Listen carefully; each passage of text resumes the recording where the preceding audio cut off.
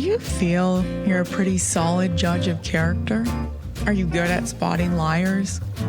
Welcome to Audiobook Reviews in 5. This is Jana, also known as Yana, and today I'm reviewing Talking to Strangers, What We Should Know About the People We Don't Know, written and read by Malcolm Gladwell.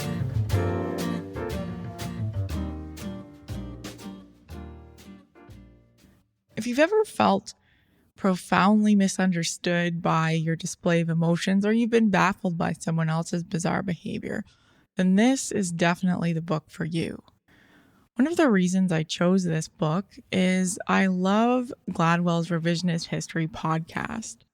And actually, a few of the chapters in this book are expanded versions of that podcast. In particular, there's a chapter called The Queen of Cuba about a spy, and that is also in a podcast episode. I think what really stands out about this audiobook for me is Gladwell's built a lot of experience as a podcaster, but he's also going into much more sinister territory in some of these chapters. In his previous discussions and publications, a lot of what he looks at is fairly light and sometimes even funny. But in this book, he's actually looking at matters of life and death in some circumstances. So the topics are fairly heavy, but I think they're universally important, especially right now when we have so much misunderstanding and so many people who are willing to peg entire groups of other people as simply evil or ignorant. And so this is a very timely audiobook.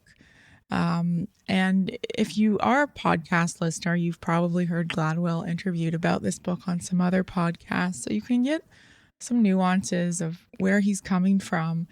But apparently the book also inspired some controversy, and some people feel that Gladwell is reducing communication as a root problem for atrocities and victimization, and that is an overly simplistic criticism.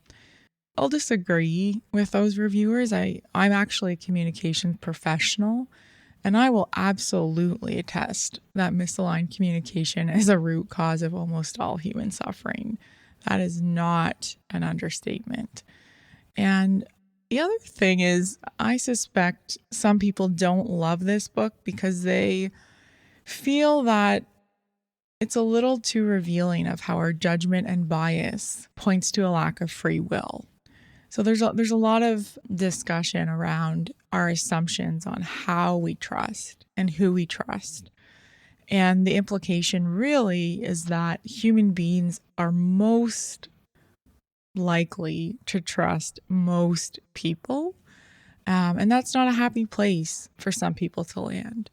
Most people want to go through life feeling like they've sussed out the danger and that they have a good eye or a good ear to pick up on problematic personalities.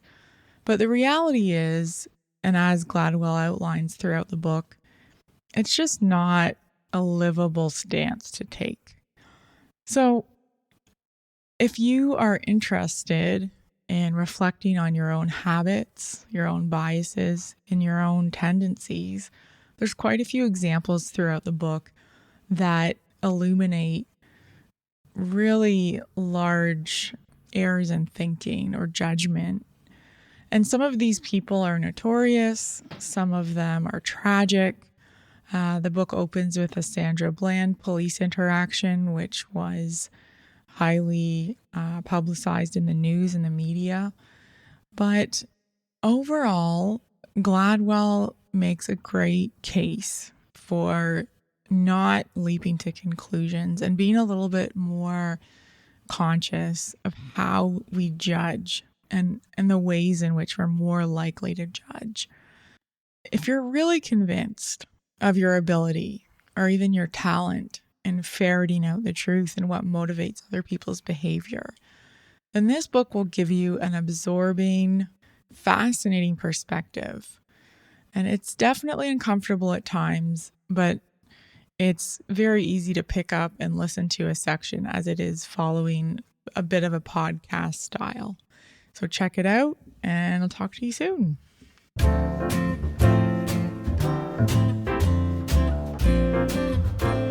this week's episode of Audiobook Reviews in 5. Don't forget to join me soon for another episode. Thanks for listening.